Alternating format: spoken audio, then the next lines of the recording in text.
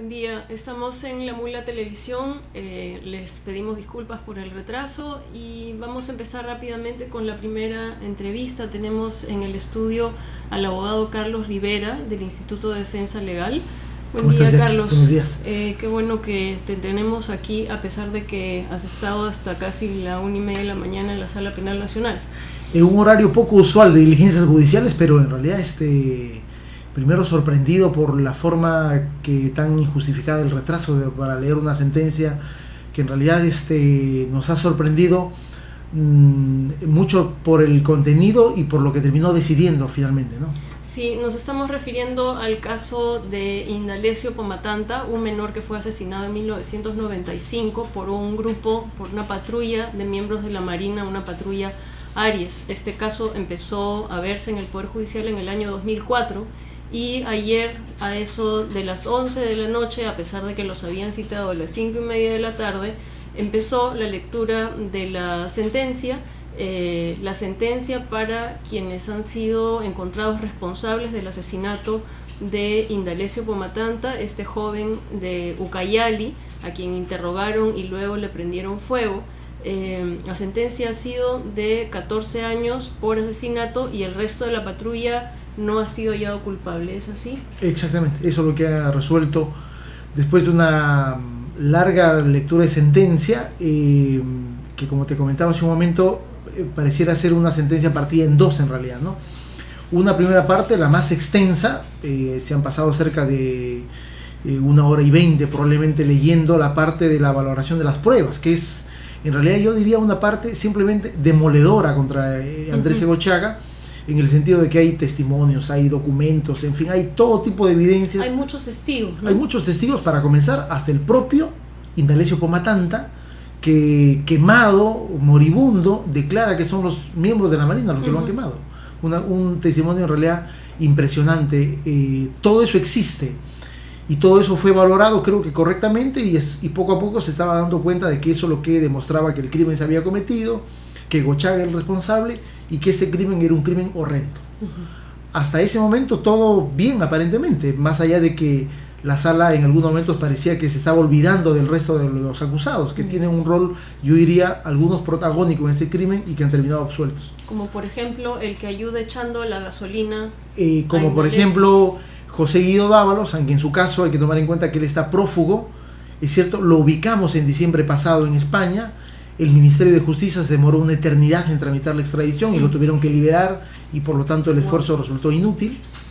Pero sobre todo me estoy refiriendo a la responsabilidad de Jorge Rabanal Calderón, que era el jefe de la patrulla y sobre el cual la sala simplemente dice que no hay ninguna evidencia y no hace un análisis jurídico o probatorio de por qué razón estuvo ahí y cuál fue el rol que cumplió él como jefe de patrulla, que es el teniente Rabanal, que es sobre un tema que siempre hemos postulado que él debe ser señalado como uno de los principales responsables, pero sobre el cual la sala simplemente decide emitir un párrafo de unos 6 o 7 líneas y decir que no hay evidencia y con eso lo excluye de toda responsabilidad.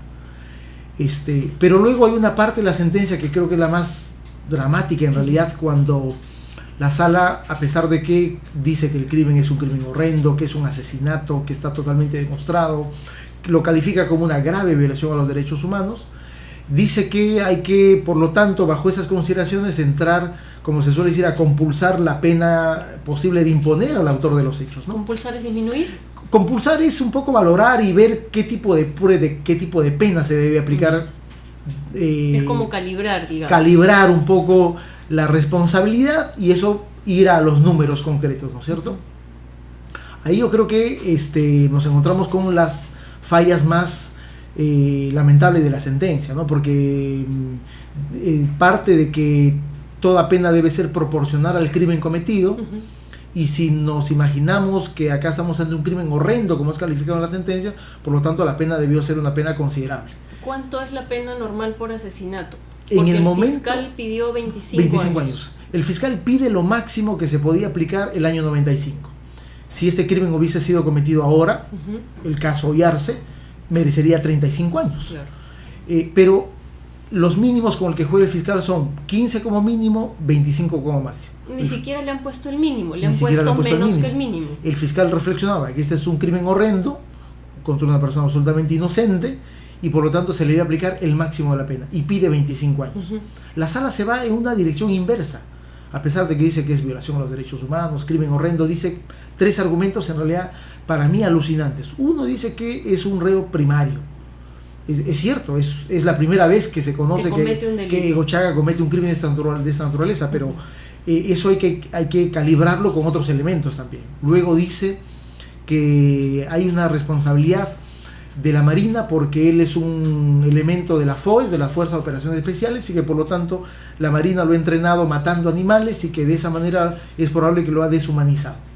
Y consecuentemente, ese es el tercer argumento, hay una corresponsabilidad de la Marina de Guerra en la formación aparentemente del marino, que para el criterio de la sala no es un elemento agravante, sino es un elemento más bien atenuante. Eso es lo que a mí me sorprende, porque de alguna manera esta sentencia lo que está diciendo es, como la Marina formó a esta persona deshumanizándola, es algo así como que le quita responsabilidad individual, ¿sí? ¿No? Y dice, bueno, como el Estado te formó para matar, entonces te disminuyo la pena. Te premio.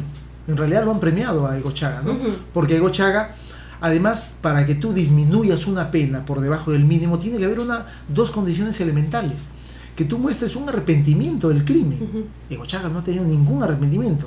Segundo, que tú colabores con la justicia. Egochaga ha tenido una actitud, él y su defensa, de hace 7 años obstruccionista en el proceso.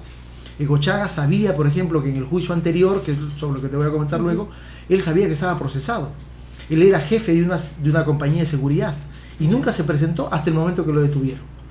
Es decir, no quiso colaborar con la justicia. Y no iba a las audiencias. Él se defendía con su abogada, pero él nunca acudía a las audiencias. Es decir, siempre tuvo una actitud totalmente obstruccionista del proceso. Él niega haber estado presente en el lugar de los hechos. Pero a pesar de eso, que son circunstancias que agravan su responsabilidad, la sala dice que hay que premiarlo y hay que darle 1 año menos del mínimo legal. El colega de la República, César Romero, envió un tuit anoche diciendo que el fiscal ha apelado. Efectivamente ha apelado, y ha apelado en 2 extremos.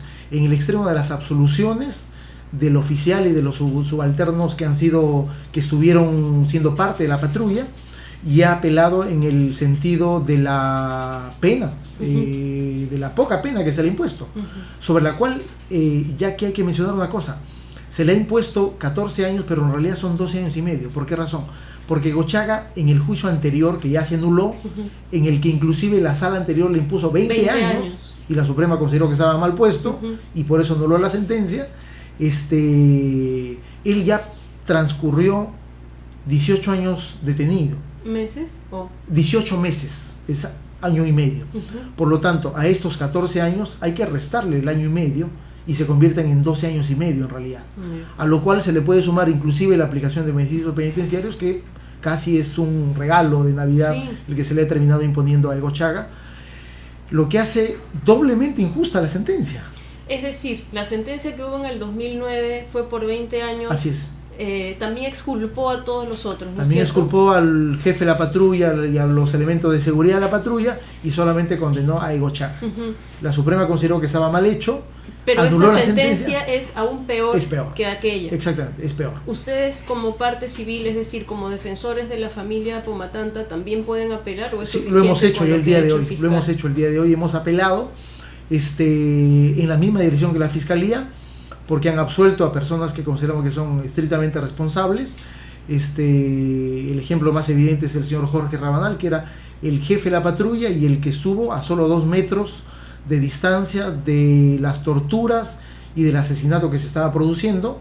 Y claro, eso no es que sea un testigo impávido, sino que él estaba garantizando como elemento de seguridad de que el crimen se perpetre y que por lo menos Pomatanta no fugue, porque seguramente si fugaba le disparaba. Por lo tanto él tiene una responsabilidad penal, pero la sala no dice nada en realidad sobre Rabanal, que es para nosotros lo más sorprendente. No dice nada, no hace una valoración, no hace una reflexión sobre el rol que él estaba cumpliendo como jefe de la patrulla y estando presente 2 metros de distancia del crimen que se estaba cometiendo. La sala no dice nada absolutamente. Y obviamente también hemos apelado por la sanción penal que se le ha impuesto a Egochaga, y también sobre la reparación civil que se ha impuesto de 200.000 soles, que nosotros hemos considerado que en realidad ese no es el precio de una vida de un muchacho de 17 años, ¿no? ¿Cómo están los padres de Indalecio Pomatanta? ¿Ellos han estado ayer? Ellos han llegado hoy día por la mañana, pero sí hemos estado ayer durante todo el día con los hermanos de Indalecio. Ellos en realidad tenían expectativa de que termine de otra manera el juicio, ¿no? Ellos están acompañando este esfuerzo desde el año 2003, cuando la Comisión de la Verdad identifica el caso y los convence a dar un testimonio, y los logra hacer parte de un esfuerzo por buscar justicia. Y claro, es gente muy pobre que vive a 100 kilómetros de Pucallpa. No es el prototipo de ciudadano que está tocándole la puerta todos los días a los jueces en el Perú. Tenemos justamente unas imágenes de los papás de Indalecio Pomatanta, parece que no, pero tenemos también un audio de las palabras de Indalecio. En realidad hay un video que circula en YouTube con lo que declaró Indalecio Pomatanta cuando estaba en el hospital. En el hospital él estuvo 3 o 4 días. 4 días. Él estuvo 3 o 4 días, siendo atendido de quemaduras en más del 80% del cuerpo. No queremos pasar este video en realidad porque a Indalecio se le ve en una situación de gravedad extrema, pero sí podemos pasar el audio para que ustedes sepan lo que dijo, con qué claridad él habló de las circunstancias en las que lo atacaron, le prendieron fuego y a quienes menciona como los responsables. De la Marina llega, pero conozco al que me quemó es de la Marina, es San Alejandro, lo que comanda. Me echó gasolina. Me dijo, sácala de recarga si no te quemo, que no me quemo por las puras. Le digo, si yo no tengo ni que clase de retrocarga, le digo. No hay retrocarga, es escopeta, me saca. No hay, pues le digo, ¿de dónde voy a sacar? Le agarró 3 galones de gasolina y me echó en mi cuerpo. Le prendí el primer palito de fósforo, no quise prender. Saca su te quemo, que no tengo, le dije, yo no tengo retrocarga. Porque ya ahora me dice, no tenía, pero ¿de dónde voy a sacar? Entonces me quemó, pues. Yo simplemente cuando yo vivo con mi padre, le ayudo a mi papá, le ayudo a trabajar en todo a mi papá, pues. Macheteando, cosechando, rozando, en todo nomás le ayudo a mi papá. Bueno, como decíamos al inicio, Indalecio era un chico que aún estaba en el colegio. Me parece que volvía del colegio o volvía a trabajar. Estaba en el colegio todavía, ¿no? Okay. Estaba en el colegio. Y lo acusan, bueno, uno de los militares, Andrés Egochaga, le preguntaba por unas armas, sí, que supuestamente él sabía la ubicación de esas armas, ¿no? En realidad eso es un elemento que no está confirmado. Dicen ellos de que en una operación anterior, minutos antes de llegar a la casa de Pomatanta, alguien a quien además le fracturan uno de los dedos, dice que las armas están en la casa de Pomatanta. Caminan 2 kilómetros, llegan a la casa de Pomatanta, lo sacan literalmente de su cama, le comienzan a preguntar de unas armas que nunca se ha sabido si es que existían o no, pero el dato concreto es que en la casa de Pomatanta no se encuentra ni siquiera ni un solo proyectil. Por lo tanto, ese es un dato que ellos han incorporado aparentemente como justificación de la operación, pero no hay un dato cierto de eso que ellos han afirmado, ¿no? Esta apelación que han hecho tanto el fiscal como ustedes, como la parte civil, ¿tendrá que llegar a otra sala o esto vuelve a caer a la Sala Penal Nacional? Bueno, primero tenemos que discutir el caso a nivel de la Corte Suprema, ¿no es cierto? Y creo que la discusión va a ser una discusión intensa sobre si esa es la pena que corresponde con un crimen horrendo como el asesinato. Segundo, si corresponde que los que estuvieron presentes garantizando que el crimen se produzca deben ser absueltos, y si es que corresponde esa como reparación civil impuesta. Esos son los 3 temas que se va a discutir en la Corte Suprema. Y la Corte Suprema tomará una decisión. Creo que en estas circunstancias inclusive se podría hasta aumentar la pena de Andrés Egochaga, y seguramente sobre los otros elementos militares absueltos tendremos que lograr como objetivo la realización de un nuevo juicio. El tercero en el caso de Indalecio Pomatanta, pero creo que es lo que corresponde finalmente. Es decir, no creo que el esfuerzo de la familia, de la justicia, sea un esfuerzo que tenga que ser como que saldado con impunidad. Eso no lo vamos a permitir, y si nos corresponderá estar en un tercer juicio, bueno, estaremos ahí finalmente, ¿no? ¿Dónde tendría que hacerse el tercer juicio? Sí, en la Sala Penal Nacional nuevamente, que es todo ya un problema en este momento, ¿no? Hay un dato que creo que es importante, que más del 50% de las sentencias de derechos humanos emitidas por la Sala Penal en los últimos años ha sido anulada por la Suprema. O sea, que están fallando mal, obviamente, la mitad de las veces. O más de la mitad de las veces, ¿no es cierto? Ese es un dato importante que tiene como elemento común el cuestionamiento a la valoración probatoria que está haciendo la Sala Penal Nacional. Y eso no solamente en Pomatanta, sino en muchos otros casos, la mayoría de ellos casos de la Comisión de la Verdad. Ahí hay un problema muy significativo en los magistrados que conforman este tribunal, ¿no? Normalmente uno, si intenta seguir estos casos a través de los medios de comunicación, ve muy pocas sentencias. Es decir, uno tiene la sensación de que hay una gran cantidad de violaciones a los derechos humanos, algunas que están en la Comisión de la Verdad, otras que no han procedido de ahí necesariamente, pero uno podría tener la idea de que hay una gran cantidad de casos por ser vistos, que avanzan muy lentamente, que llega a haber pocas sentencias. Y cuando hay estas sentencias, parecen la mayoría son absolutorias. Parecen no responder al sentido de justicia, ¿no? Exactamente. Y el problema aquí es que quienes han estado pidiendo por justicia llevan mucho tiempo en esta demanda, y parecería ser una muy mala señal en general, porque a pesar de los años que ha habido desde que este tipo de delitos se cometieron, no hay una valoración suficiente del daño que se ha causado. Exactamente. Sí, tienes toda la razón. Solamente te corrijo un dato, no hay una gran cantidad de casos en realidad. Casos judicializados creo que existen alrededor de 70 o 75, por lo tanto son más de los que presentó la Comisión de la Verdad, pero son casos que han sido judicializados en el pasado en realidad.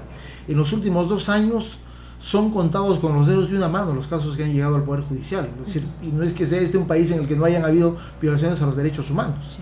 Lo que sí han habido muchos son sentencias en los últimos 2 o 3 años, sentencias de esos casos judicializados en el pasado, te digo en el pasado, estoy hablando hace 5, 6 o 7 años, que en su gran mayoría han tenido sentencias absolutorias a nivel de la Sala Penal Nacional. Y eso es lo que se ha venido cuestionando, ¿no? Si bien es cierto, ayer se ha obtenido una condena, pero también es una condena sobre la cual hay un cuestionamiento.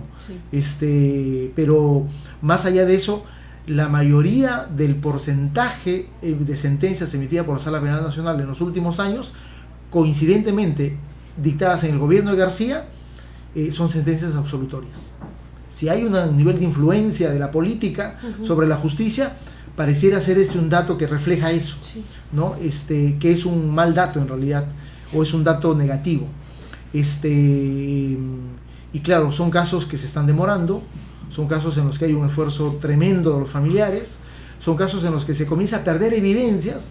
Este caso de Pomatanta, por ejemplo, acarrea toda una segunda tragedia, porque uno de los principales testigos del crimen es el hermano de Pomatanta, Nagor Pomatanta, el hermano menor de Pomatanta.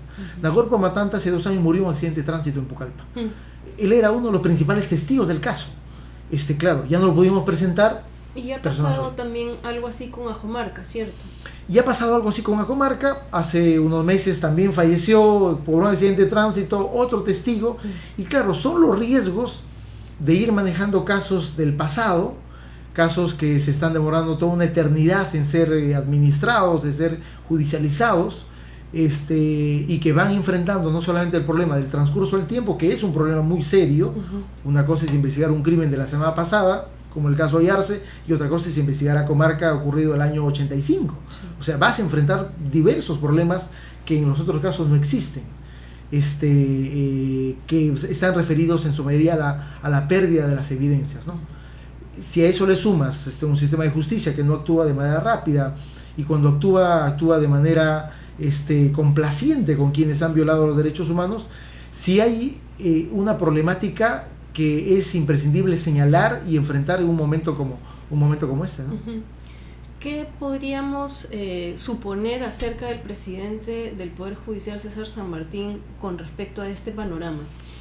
Mira, con San Martín yo creo que podemos encontrar una persona muy comprometida en este tipo de casos, ¿no? Nosotros ya, me parece, hace unos meses atrás se le hizo llegar como que un memorándum, una nota en donde se le daba cuenta de cuál era el estado de situación de este tipo de casos y cuáles eran un poco los porcentajes que desde las ONGs manejábamos respecto de los resultados que se estaban obteniendo en la Sala Penal Nacional, que es coincidentemente el tribunal creado por recomendación de la CBR, que prácticamente está liquidando los casos de la CBR. Es una coincidencia un poco lamentable, ¿no? Pero desde la presidencia del Poder Judicial ha habido el compromiso de en la medida de lo posible, corregir esta situación. Es cierto, no es que San Martín le puede decir de qué manera tiene que resolver el caso, pero sí es cierto que a la par de que ha habido un compromiso con el presidente del Poder Judicial, creo que en estas alturas sí es posible decir, y eso es importante señalarlo, que desde la Corte Suprema hay un rol muy importante que está cumpliendo respecto a este tipo de casos, en el que no se está comprometiendo con la impunidad, en el que se está cuestionando esta valoración endeble o media irregular que la Sala Penal Nacional está haciendo de los casos o en los casos de derechos humanos, y por eso te daba el dato que la mayoría de sentencias de la Sala Penal Nacional han sido anuladas por la Corte Suprema.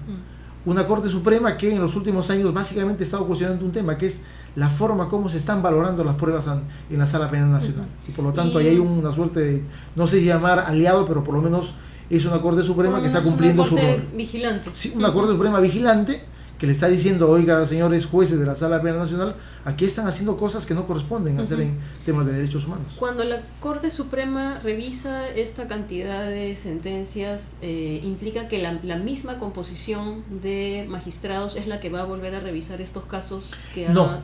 No, ahí sí hay una disposición que no solamente juega para los casos de derechos humanos, pero sino para cualquier otro caso, que se tiene que ordenar que otro tribunal sea el que juzgue el caso. El asunto que en los casos de derechos humanos hay una competencia exclusiva de la Sala Penal Nacional. Y claro, ordena que sea otro tribunal, pero va a seguir siendo la Sala Penal Nacional, ¿no? La Sala Penal Nacional tiene alrededor de 4 o 5 tribunales. Y claro, en el caso de que se anule un proceso, por ejemplo, ayer nos han notificado la anulación de la sentencia en el caso de los desaparecidos de la Universidad del Centro, que era un caso que también el año pasado fue declarados absueltos los jefes militares por las desapariciones de los estudiantes de la U del Centro. Ayer la Suprema ha declarado la nulidad de esa sentencia. Está ordenando un nuevo juicio que tendrá que ser manejado por otro tribunal. Digamos, es la misma sala, pero otra composición del tribunal. Otro grupo, otro equipo el que lo ve. Exactamente.